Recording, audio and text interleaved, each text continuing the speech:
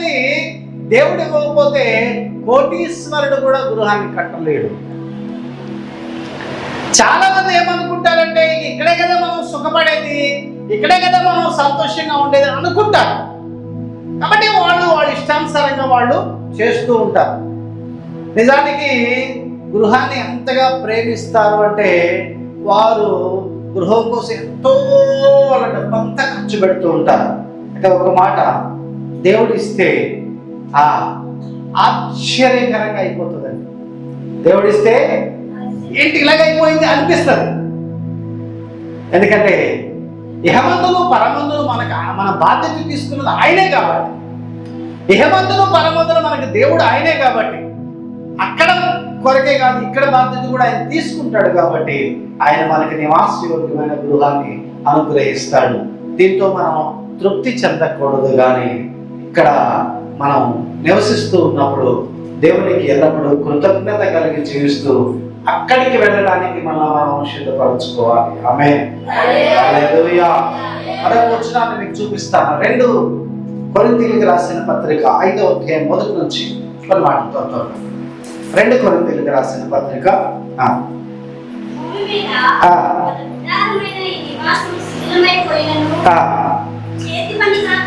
భూమి మీద మన గుడారమైన ఈ నివాసము శిథిలమైపోయినను చేతి పని కాక దేవుని చేత కట్టబడినదియు నిత్యమైనదియునైనా నివాసము పరలోకమందున్నదని. ఆమేన్. హల్లెలూయా. అన్యజనులు ఒకటి చనిపోయారు అనుకోండి, వాడు ఎంత దుఃఖపడతారంటే ఈ భూమికి మాకు ఎలాంటి సంబంధం లేదనుకుంటా. క్రైస్తవుడు మరణించాడు అనుకోండి, సింపుల్, ఈ ఇల్లు ఖాళీ చేసి ఆ ఇంట్లోకి వెళ్తున్నాడు అంతే, ఇల్లు మారుతున్నాడు అంతే. అందుకనే మనం నిజంగా ధన్యులము. ప్రాణముండగా బ్రతికుండగా యేసు ప్రభుని సొంత రక్షకుడుగా అంగీకరించి మన పాపములు ఒప్పుకొని విడిచిపెట్టి ఆయన నీతి మార్గం అనుసరించి నడుస్తున్నప్పుడు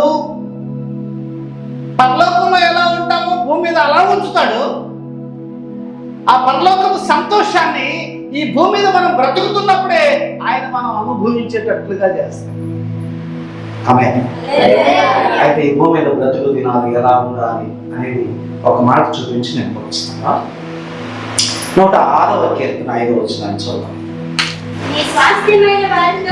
నీ స్వాస్థ్యమైన వారితో కూడి కొనియాడునట్లు నీ ప్రజలందు నీకున్న దయ చొప్పున నన్ను జ్ఞాపకం చేసుకొనుము, నాకు దర్శనమిచ్చి నన్ను రక్షించుము అంటాడు. అమ్మా వింటున్నారా?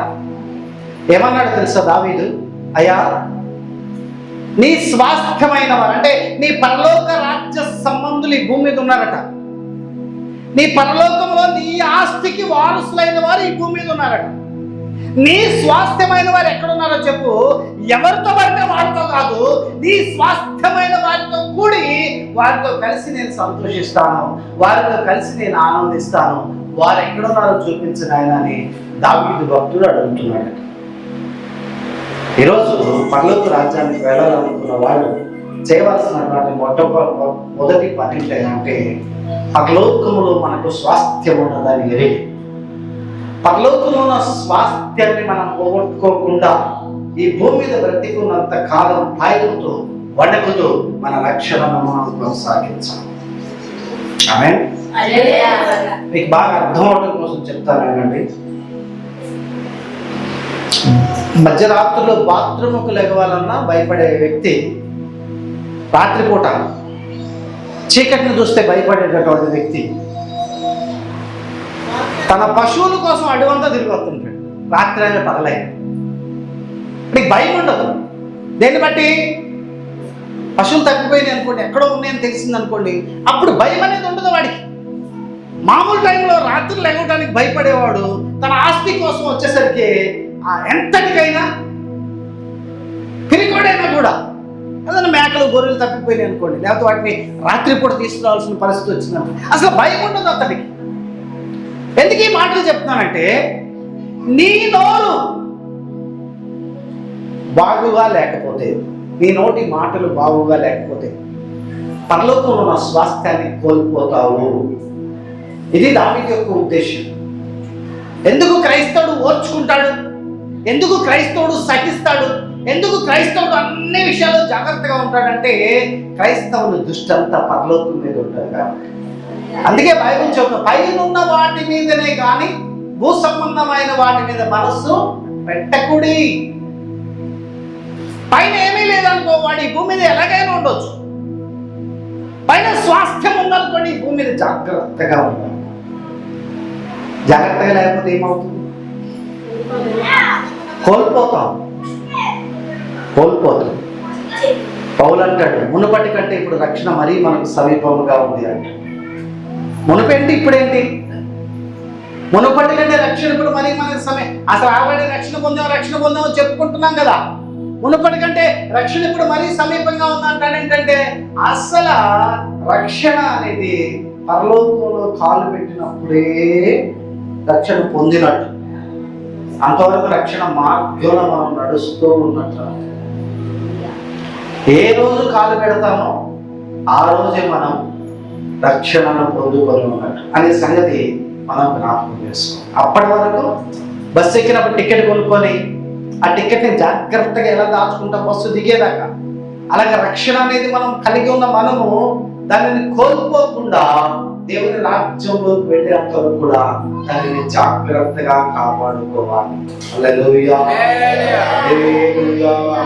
మహాభక్తుడైన యోబు ప్రార్థన చేసుకునేటప్పుడట ప్రతిరోజు దేవుడిని ఏమడుగుతాడంటే, అయ్యా నా పాపములేంటి, నా దోషములేంటి, నా పాపములు నా దోషములు నాకు తెలియజేయనా అనే ప్రార్థన చేస్తాడట.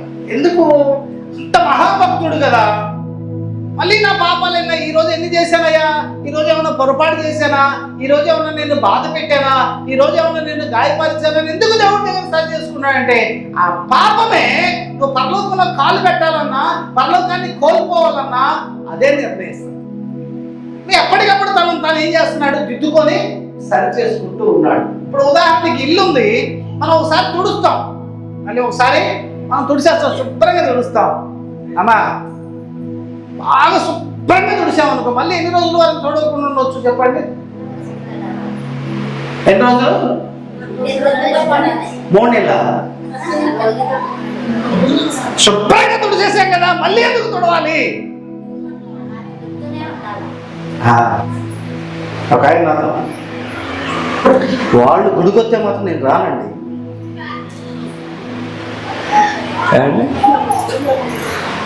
వాళ్ళ ముఖం చూడాలనిపించట్లేదండి నాకు. నేనేమంటాను తెలుసా, అసలు మీ తప్పు కానే కాదు, దుష్టుడైన సాతాను చేసే పని. అది తెలియక మనం గుద్దులాడుకుంటాం అంటామా. ఇది చేసింది ఎవరు? దుష్టుడైన సాతాను. వాడి ఉద్దేశం ఏంటి? నీవు దేవునికి ఇష్టంగా ఉండటం వాడికి ఇష్టం లేదు, నీవు పరిశుద్ధంగా ఉండటం వాడికి ఇష్టం లేదు, నీవు దేవుని మార్గంలో నీతిగా నడవడం వాడికి ఇష్టం లేదు, నీవు పరలోక రాజ్యంలో ప్రవేశించి యుగ యుగాలు కోటాను కోట్ల సంవత్సరాలు దేవుని రాజ్యంలో నిత్య జీవం అంటే ఎప్పటికీ అంతం లేదు, అంత గొప్ప నిత్య జీవాన్ని నువ్వు పొందడం సాతానికి ఇష్టం లేదు. దానికోసం వాడు ఏమైనా చేస్తాడు. అవసరమైతే నీ ఇంట్లో వాళ్ళనే నీకు విరోధులుగా చేయొచ్చు, అవసరమైతే మంచి స్నేహితులుగా ఉన్నటువంటి నీ స్నేహితుల్లోనే వాడు దూరవచ్చు, నీ బంధువుల్లో దూరవచ్చు. ఏ విధము చేతనైనా నీ మనశ్శాంతిని దూరం చేసి, నీ రక్షణను దూరం చేసి, నీ పరిశుద్ధతను దూరం చేసి సైతాన్ని గారిని వదిలేసి మనకు మనమే విరోధులు అయిపోతాం. అసలు చేసింది ఎవరు? చేసింది దుష్టుడు. అది మర్చిపోతాం. ఎందుకంటే సాతాను లాగే వచ్చి మన దగ్గరకు వచ్చి ఏదైనా చేయాలంటే మనం ఒప్పుకోము. మనకు తెలిసిపోద్ది, అమ్మ సాతాను వచ్చేవా అని మనకు అర్థమైపోద్ది. అందుకనే సాతాను లాగా రాడు నిన్ను పాడు చేయడానికి, నీ పొరుగు వాటిలాగే వస్తాడు. నిన్ను పాడు చేయడానికి సాతాను లాగా రాడు, అవసరమైతే నీ ఇంట్లో వాళ్ళలాగే వస్తాడు. నిన్ను పాడు చేయడానికి అవసరమైతే నీ ఇరుగు పొరుగు వాళ్ళలాగే వస్తాడు. కాబట్టి ఇది ఆత్మీయ పోరాటం. నువ్వు తెలుసుకోవాలి, గ్రహించాలి. అందుకని దావీదు భక్తుడు అయ్యా, ఎవరితో పడితే వారితో కాదు, నీ స్వాస్థ్యమైన వారితో కూడి నేను కొనియాడేటట్లుగా నాకు వరము దయచు. నీ పరిశుద్ధులు ఎక్కడున్నారో చూపించు. నీ రాజ్యం కొరకు ఓర్చుకుంటా ఉంటారు చూడు. ఎలాంటి వాడో తెలుసా అండి? యోసేపు దగ్గరికి వచ్చి పోతీఫర్ భార్య తన వస్త్రపు చెంగు పట్టుకుంది, తనతో తప్పు చేయమని, పాపం చేయమని. అప్పుడు ఆ యోసేపు ఇంత ఘోరమైన దుష్కార్యము చేసి పరలోకమందున దేవునికి విరోధముగా నేను ఎలాగూ పాపము చేయుదును అంటే యోసేపు యొక్క ఆటంకం ఏంటి? యవ్వన కాలంలో ఉన్నాడు, అవకాశం ఉంది, కానీ ఎక్కడుంది తన కళ్ళని? ఇంత ఘోరమైన దుష్కార్యం చేసి పరలోకమందున దేవునికి విరోధముగా నేను ఎలాగూ పాపము చేయుదును అంటే యవనస్తుడైన యోసేపు కళ్ళు ఎక్కడున్నాయి? పరలోకం మీద ఉంది. పోతీఫర్ భార్యనేమి నిందించలేదు, కనీసం పోతీఫర్ కూడా ఈ విషయం చెప్పలేదు. నీ భార్యనయ్యా నన్ను ఇలా చేసింది అనే విషయం కూడా చెప్పలేదు. ఇంకో విషయం చెప్తాను, యోసేపు రాజు అయిన తర్వాత పోతీఫర్ ఇంటి వారందరినీ బంధించవచ్చు కదా. ఫరో సింహాసనం మీదకి వెళ్ళినప్పుడు ఐగుప్తుని పరిపాలించినాం, అవకాశం ఉంది కదా, పగ తీర్చుకోవచ్చు కదా. యోసేపు కన్నులు ఎప్పుడు దేవుని మీద, పరలోకం మీద, దేవుని రాజ్యం మీద ఉన్నాయి కాబట్టి యోసేపు ఇవన్నీ చిన్న చిన్న విషయాలండి. ఈ గొడవలు ఆడుకోవడం, గెచ్చుకోవటం, గెలుకోవటం, ఒకరి మీద ఒకరు సాడీలు చెప్పుకోవడం, ఇవన్నీ చిన్న చిన్నవి. ఏళ్ళ మీద ఆళ్ళ మీద ఏళ్ళు చెప్పుకోవడం, ఇవన్నీ దయ్యపు చేస్తారు, దయ్యం చేసే పని. కన్నులు తెరవబడిన వారు గుర్తిస్తారా? సాతాను మొదలుపెట్టాడు వాడి పని అని కన్నులు తెరవబడిన వాడు గుర్తుపడతారు. కళ్ళు మూయబడిన వాడికి ఏం తెలియదు, అది గ్రహించలేదు. కన్నులు మూయబడిన వాడికి, కన్నులు తెరవబడిన వాడికి ఎంత తేడా ఉందంటే చెప్తాను వినండి. శద్రకు, మెషకు, అబేద్నెగోలను అగ్నిగుండంలో వేస్తామన్నాడు రాజు. ఏమన్నాడు? ఈ ప్రతిమకు నమస్కరించకపోతే మిమ్మల్ని అగ్నిగుండంలో వేస్తానన్నాడు. అమ్మ వినండి, వీళ్ళు ఆలోచించారు బాగా. ప్రతిమకు నమస్కరిస్తే అగ్నిగుండం తప్పుతుంది, ప్రతిమకు నమస్కరిస్తే అగ్నిగుండంలోకి వెళ్లకుండా తప్పించుకోవచ్చు.